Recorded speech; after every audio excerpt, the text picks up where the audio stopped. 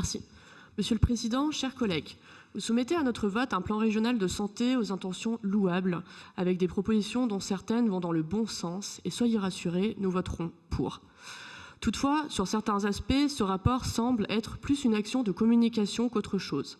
Pour commencer, vous vous gratifiez dès le début de votre bilan et de vos actions en matière de santé, notamment sur les mesures prises lors de la pandémie de la Covid-19. Nous ne nions pas l'utilité des actions menées par la région, puisqu'il convient de rappeler que les grandes difficultés que nous avons rencontrées dans la gestion de cette crise sanitaire découlent pour une large partie du manque d'effectifs et de lits disponibles au sein de nos hôpitaux. Nous avons récupéré les conséquences de mauvaises décisions prises pendant des années de la part de nos gouvernants. Par exemple, entre 2003 et 2017, 69 000 lits d'hospitalisation ont été supprimés, d'après les chiffres du ministère de la Santé et de la Direction de la Recherche, dont 46 000 lorsque votre famille politique était au pouvoir, sans parler des 5 700 lits supprimés en 2020 en pleine crise Covid, mais cette fois-ci, ce n'est pas de votre fait, mais celui de notre président Emmanuel Macron. Autre point qui nous a interpellés, en décembre 2020, vous avez organisé une grande campagne de dépistage afin de permettre aux Auvergnats et aux Rhône-Alpins de se réunir pendant les fêtes en minimisant autant que possible le risque de contamination de la Covid-19.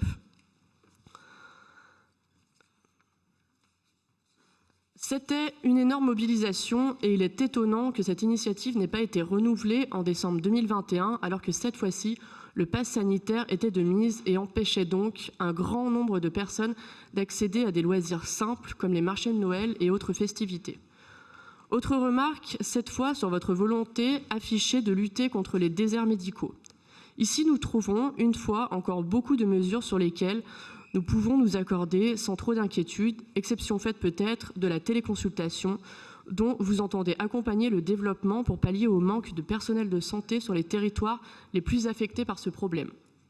La télémédecine sous toutes ses formes, téléconsultation, télésoins, téléexpertise, télésurveillance médicale, doit permettre d'établir un lien entre le patient et le médecin, mais également entre les différents acteurs du parcours de soins.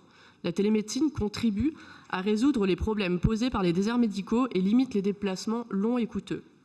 Si la téléconsultation reste utile, elle ne pourra et ne devra trop largement remplacer la consultation en présentiel.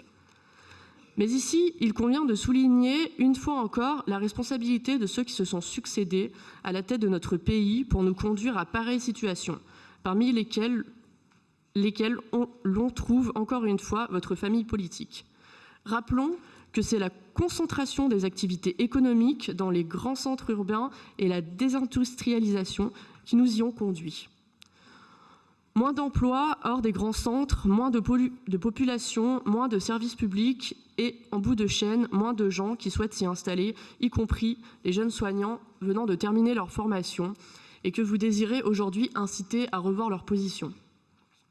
Loin de lutter contre ce problème dès son émergence par une politique volontariste d'organiser du territoire, votre famille politique a curieusement décidé d'accompagner ce processus néfaste d'assèchement de la ruralité, puisqu'elle a voté la loi de réforme des collectivités territoriales en 2010, qui a institué la métropole avant que les socialistes ne s'en mêlent à leur tour, avec la loi MAPTAM et la loi NOTRe.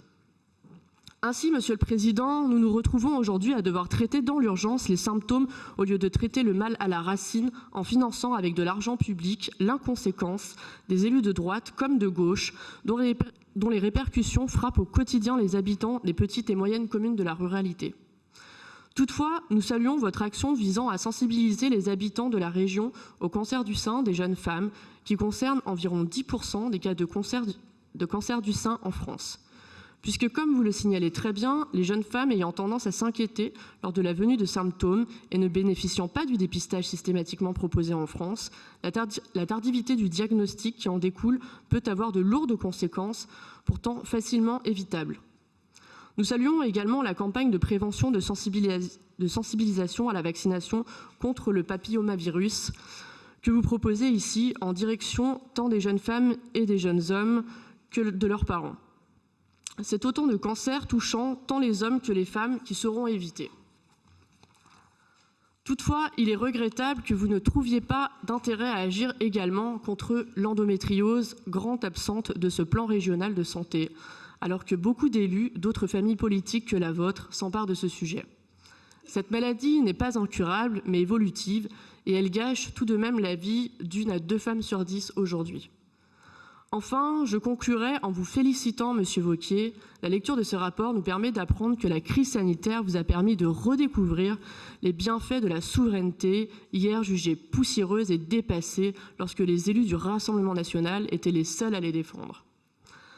Si, comme je le rappelle, nous voterons bien pour ce rapport, mais il est parfois utile de remettre les pendules à l'heure. Je vous remercie.